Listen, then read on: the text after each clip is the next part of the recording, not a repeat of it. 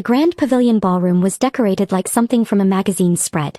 Crystal chandeliers cast warm light over tables draped in ivory silk, each centerpiece a cascade of white orchids and roses that probably cost more than most people's weekly salary.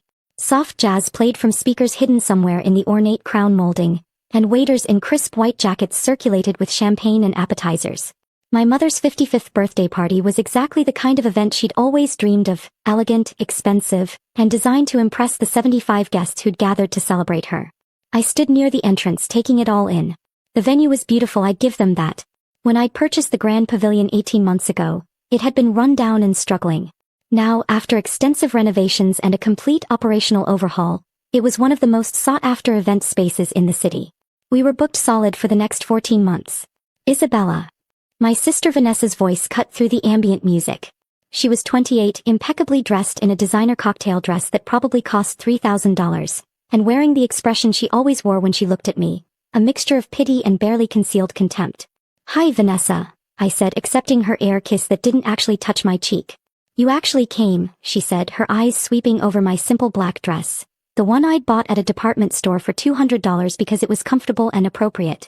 "I wasn't sure you would. These events are so expensive and I know money's been tight for you." "Money's fine," I replied evenly. "Sure," she said with a patronizing smile. "Well, come in. We're just about to sit down for dinner."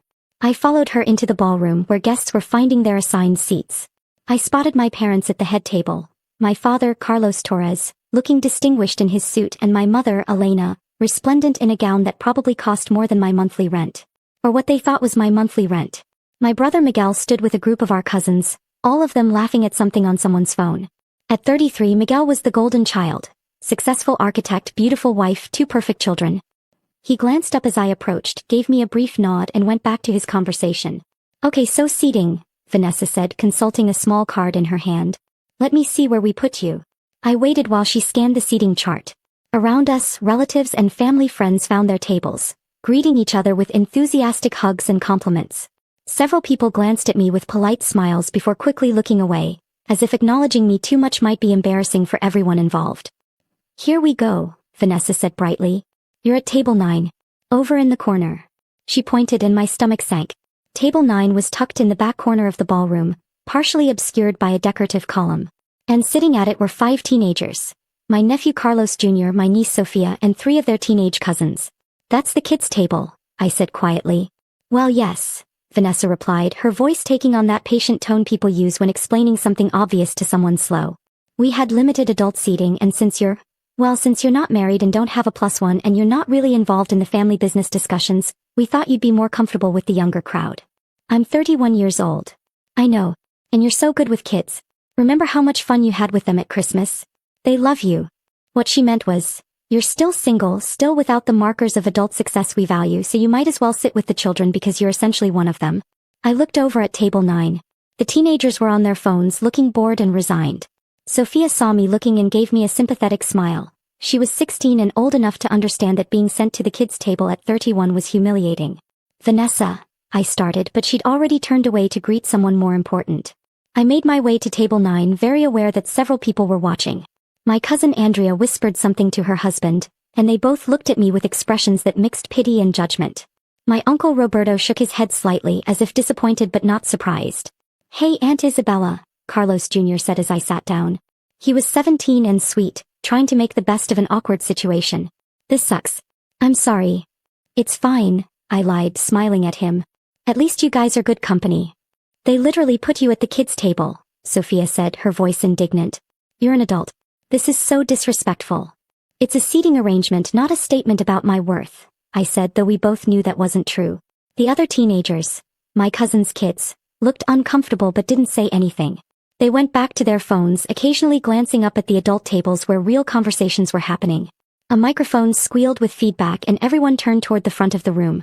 My father stood at the podium, champagne glass raised, ready to make a speech. "Thank you all for being here tonight," he began, his voice carrying the authority of someone used to being listened to. 55 years ago, the world became a better place because Elena Maria Rodriguez was born. 28 years ago, I became the luckiest man alive when she agreed to marry me. Applause and appreciative laughter rippled through the room. "Tonight we celebrate in style," he continued, gesturing around the ballroom. "This venue, the Grand Pavilion, is one of the finest event spaces in the city. It wasn't easy to book and it wasn't cheap. This evening is costing us $15,000, but Elena is worth every penny and more. More applause. My mother dabbed at her eyes with a tissue, playing the role of overwhelmed gratitude perfectly. We're blessed with 3 wonderful children, my father went on. Miguel, who's built an architectural firm from the ground up. Vanessa, who's climbing the corporate ladder at one of the city's top marketing agencies. And Isabella, Isabella is finding her path in her own way. A few polite chuckles. I felt my face flush but kept my expression neutral. The point is, my father said, we've built a good life. We've worked hard. We've achieved success. And tonight we celebrate that success with the people who matter most. To Elena. To Elena, the room echoed, raising their glasses.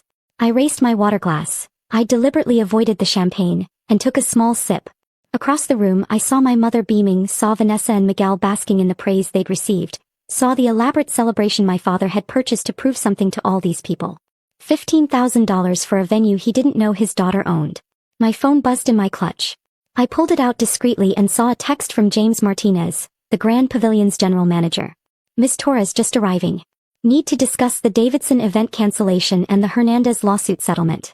Are you available? I typed back quickly, in the ballroom. Can it wait an hour? Urgent, I'm afraid. The Hernandez attorney needs an answer tonight.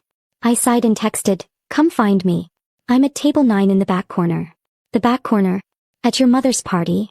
Long story. Just come. I set my phone down as dinner was served. The teenagers and I received the same meal as everyone else. Filet mignon, roasted vegetables, twice-baked potatoes. The food was excellent. I'd hired the chef myself and had personally approved every menu item. This is actually really good, Carlos Jr. said, cutting into his steak. It is, I agreed, taking a bite of the perfectly cooked meat. The chef trained in France. He specializes in classic preparations with modern technique. Sophia looked at me curiously. How do you know that? I pay attention to good food, I replied, which wasn't a lie. Conversation at the adult tables was animated and loud. I caught fragments about business deals, real estate investments, upcoming vacations to Europe.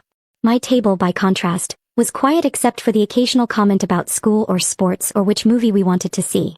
I saw James enter the ballroom looking professional in his suit. He scanned the room, clearly looking for me.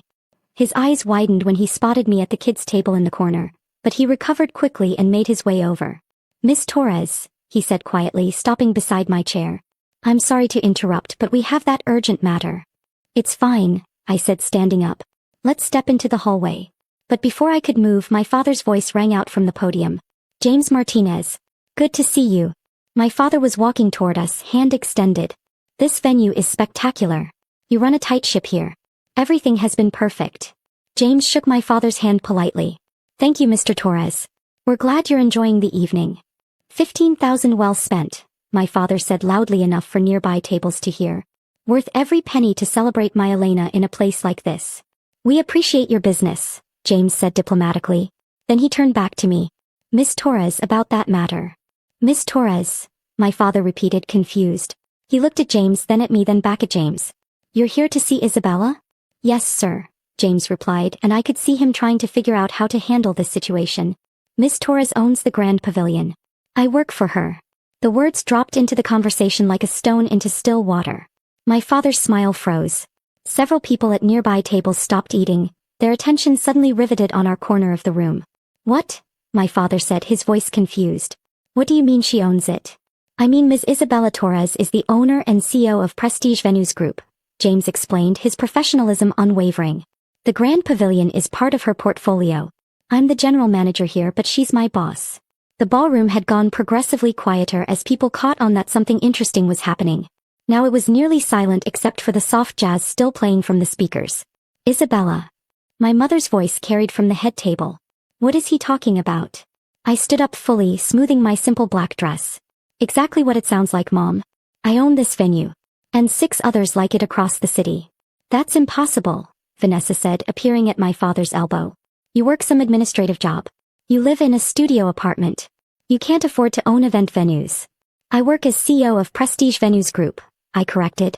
I live in a 2-bedroom condo in the Riverside district that I bought for cash 4 years ago. And I own 7 event venues with a combined value of approximately $63 million. The number seemed to echo in the silence. $63 million. I watched it register on face after face. Shock, disbelief, confusion, and in some cases, the dawning realization that they'd been very, very wrong about me.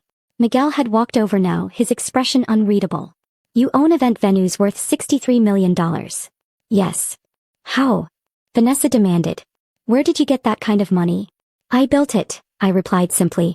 Started with a small banquet hall I bought 8 years ago when I was 23. It was struggling, badly managed, losing money. I bought it for $280,000. Money I'd saved from working 3 jobs through college. I turned it around, made it profitable, and used the revenue to buy the next property. Then the next. Over 8 years I built a portfolio. But we would have known, my mother said, standing now. Isabella, if you were that successful, we would have known about it. Would you? I asked. I tried to tell you. Multiple times.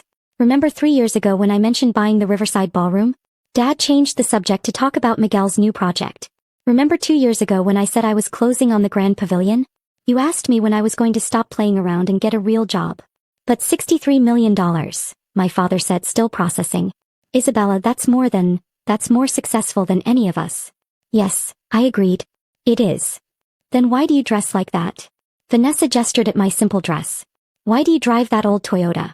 Why do you live so modestly? Because I don't need to perform success to feel successful, I replied. I don't need designer clothes or a luxury car or an expensive lifestyle to prove my worth. I need venues that are profitable, staff who are well-trained, and clients who are satisfied. Everything else is just performance. James cleared his throat. Miss Torres, I really do need to discuss the Hernandez situation. The Hernandez lawsuit, I said, nodding. They're claiming we breached contract by canceling their wedding. Yes, but we canceled because they hadn't paid their deposit and were 3 months behind on all correspondence. Their attorney is threatening to sue for $50,000 in damages. Tell the attorney we'll settle for the amount of their original deposit, $5,000 as a goodwill gesture, but only if they sign a full release. If they want to go to court, we'll countersue for the damage they caused when they tried to break into the venue after their access was revoked. James smiled. That's exactly what I hoped you'd say. I'll call the attorney tonight.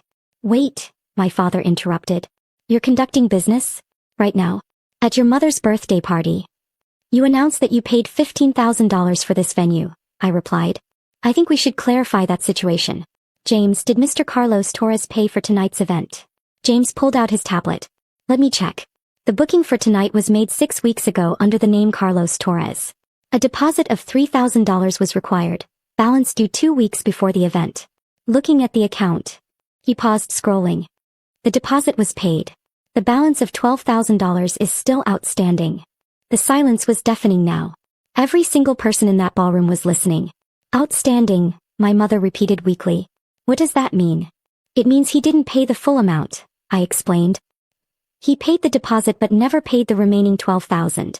The event should have been cancelled 2 weeks ago per our standard policy. But we're here, my father protested. The party is happening. Because I authorized it to proceed, I said. James flagged the non-payment issue and I told him to allow the event to continue. I wasn't going to cancel my mother's birthday party over unpaid bills. My father's face had gone from confused to pale. I was going to pay the rest. I just had some cash flow issues this month. You told everyone you spent $15,000, I said gently. You made a point of announcing how expensive this venue was, how much you were spending to celebrate Mom. But you didn't actually pay for it, Dad. I did. Oh my God, my mother whispered. She looked around at all the guests watching, and I saw the humiliation dawn on her face. Everyone heard you. Everyone heard that we didn't pay. You didn't pay, I corrected. I paid. Because despite being seated at the kids' table, despite being treated like the family embarrassment, despite being told I'm finding my path in my own way, I wasn't going to let Mom's party be cancelled. Vanessa had gone completely silent, staring at me like she'd never seen me before. Miguel looked like he was trying to solve a complicated equation in his head. There's more, James said, checking his tablet again. Ms. Torres, we also have the venue rental for the Torres family Christmas party next month. That's at the Riverside Ballroom, booked under Miguel Torres. Deposit paid, but the balance is also outstanding. Should I cancel that one? No, I said. Let it proceed. Send me the bill. And the corporate event for Vanessa Torres's company next quarter. That's at the Sterling Estate. No deposit paid, booking on hold pending payment. Approve it, I said. No charge. James made notes on his tablet. All 3 events comped. Total value, approximately $38,000 in venue fees. $38,000, my father repeated numbly. Plus tonight's $12,000 in outstanding balance, I added. So $50,000 total that I'm covering for family events you all booked at my venues without paying for them. We didn't know they were your venues, Miguel said, his voice defensive. How were we supposed to know? You could have asked me about my work, I suggested. You could have shown interest in what I do. You could have listened when I tried to tell you. But you decided I was unsuccessful based on my Toyota and my simple clothes, and nothing I said could penetrate that narrative. Ms. Torres, James said quietly, I'm going to step out and handle that attorney call. I'll give you some privacy. Thank you, James, I said. After he left, I looked around the room at all the faces staring at me. Aunts, uncles, cousins, family friends, all of them had just witnessed this entire exchange. I think we should talk about this privately, my father said, his voice low. Why? I asked. You were perfectly comfortable announcing how much money you'd spent. Money you didn't actually spend in front of everyone. Why should the truth be private? Because you're humiliating us, Vanessa hissed. Everyone is watching. I'm not humiliating you, I interrupted. I'm stating facts. You booked venues you couldn't afford. You made financial claims you couldn't back up. You treated your daughter like a child while that daughter was actually subsidizing your lifestyle. Those are just facts. My mother sat down heavily, her hand over her mouth. The elaborate birthday celebration, the elegant venue, the impressed guests, all of it was crumbling under the weight of this revelation. Aunt Isabella, Sophia said from behind me, her teenage voice cutting through the tension. That was the most badass thing I've ever seen. Several of the teenagers at table 9 nodded in agreement. Carlos Jr. was grinning. Language, Sophia, my mother said automatically, but there was no force behind it. No, she's right, Carlos Jr. said.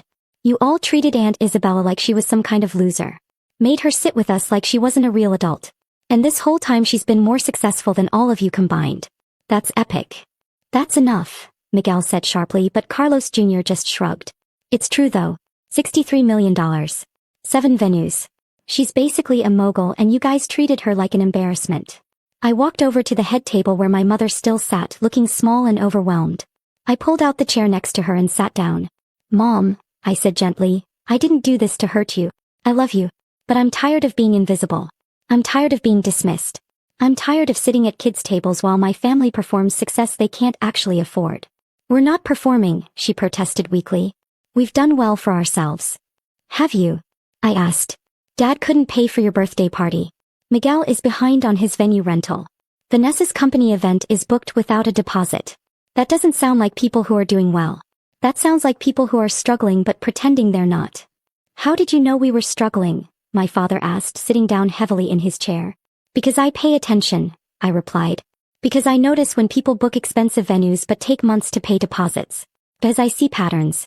Miguel, you've refinanced your house twice in 3 years. Vanessa, your company is downsizing. I know because they canceled 3 corporate events at my venues last quarter. Dad, you took out a second mortgage last year. The accuracy of my statements showed on their faces. You've all been living beyond your means, I continued. Performing wealth you don't have. And in the process, you've used me as the cautionary tale. The daughter who didn't make it, who didn't achieve success, who sits at the kids' table because she's not really part of the adult world. That's not what we meant, my mother said, tears streaming down her face now. Isabella, we never meant to make you feel less than. But you did, I said simply. For years. Every family gathering, every holiday, every celebration. I was the disappointment. The one who hadn't figured it out yet. The one who needed to find her path. While you were building a $63 million empire, Miguel said quietly. He'd moved closer now, standing behind our parents' chairs. Jesus, Isabella. How did we miss this? You weren't looking, I replied. You saw what you expected to see and stopped questioning it. Vanessa had walked over too, her designer dress suddenly looking less impressive. I'm sorry, she said, and her voice cracked. I'm so sorry for everything. For the kids' table, for the comments about money, for assuming you were struggling. I was so wrong. We all were, Miguel added. Isabella, I don't even know what to say. I've been so focused on my own problems, my own business struggles, that I just assumed. I don't know what I assumed. But I was wrong. My father stood up and walked to the podium. He tapped the microphone and the room, which had been buzzing with whispered conversations, fell silent again. I need to make a correction to my earlier speech, he said, his voice heavy. I said this evening cost me $15,000. That was a lie. I couldn't afford to pay for this party. My daughter Isabella paid for it. The daughter I seated at the kids' table. The daughter I implied was still finding her way. He paused, composing himself. My daughter doesn't own one event venue. She owns 7. Her company is worth over $60 million. She built that from nothing over 8 years while I was too blind and too arrogant to notice. So when I said we celebrate success tonight, I was right, but I was celebrating the wrong person. He looked directly at me. Isabella Torres is the most successful person in this family, by a significant margin. And instead of honoring that, we humiliated her. I humiliated her. And I'm sorry. The apology hung in the air. Around the room, people didn't know where to look. This was not the elegant birthday celebration they'd expected. My mother stood up and walked to me. She took my hands in hers. "I'm so proud of you," she said, her voice shaking. "I should have said that years ago. I should have asked questions. I should have listened. I'm so proud of what you've built, and I'm so sorry I didn't see it. I tried to show you," I said, and now I was crying too. "I tried so many times." "I know," she whispered. "I know you did. And I failed you. We all did." The ballroom had dissolved into smaller conversations now. Some people were leaving, probably uncomfortable with the raw family drama they'd just witnessed. Others stayed, talking quietly among themselves. Sophia and Carlos Jr. came over, still grinning. "Can we sit at the adult table now?" Sophia asked. Since apparently the most successful adult was sitting with us? Despite everything, I laughed. "Come on," I said. "Let's all sit together." We rearranged chairs at the head table, and suddenly my place was next to my mother instead of in the corner with the teenagers. Miguel, Vanessa, their spouses, and even the teenagers all squeezed in, creating one large, crowded, imperfect family table. James returned, hovering at the edge. "Miss Torres, everything's handled. The Hernandez matter is settled. But I should mention, the birthday cake is about to be brought out. Should we proceed?" "Absolutely," I said. "It's still Mom's birthday." He nodded and disappeared toward the kitchen.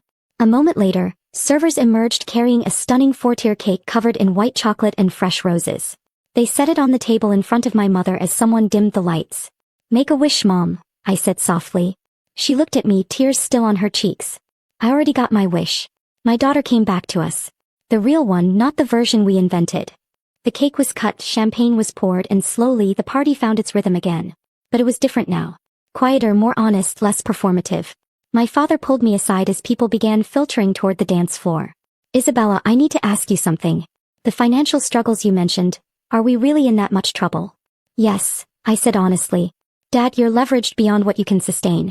Miguel's firm is one bad quarter from bankruptcy. Vanessa's depending on a corporate job that's being phased out.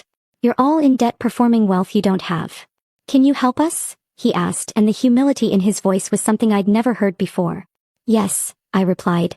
"But not by just throwing money at the problem. We're going to sit down, all of us, and build real financial plans. Plans that are honest about what you can afford and what you can't. Plans that don't involve pretending to be wealthier than you are." "I'd like that," he said. "I'd really like that." As the party wound down, I stood with my mother on the ballroom's balcony, looking out over the city lights. "This venue really is beautiful," she said. "You did an amazing job with the renovations." "Thank you," I replied. "I'm proud of what we've built here." 7 venues, she mused. "My daughter owns 7 event venues. I'm going to start telling everyone. Just don't tell them it cost $15,000 to book one," I said with a smile. She laughed, a real laugh that I hadn't heard in years. "Deal."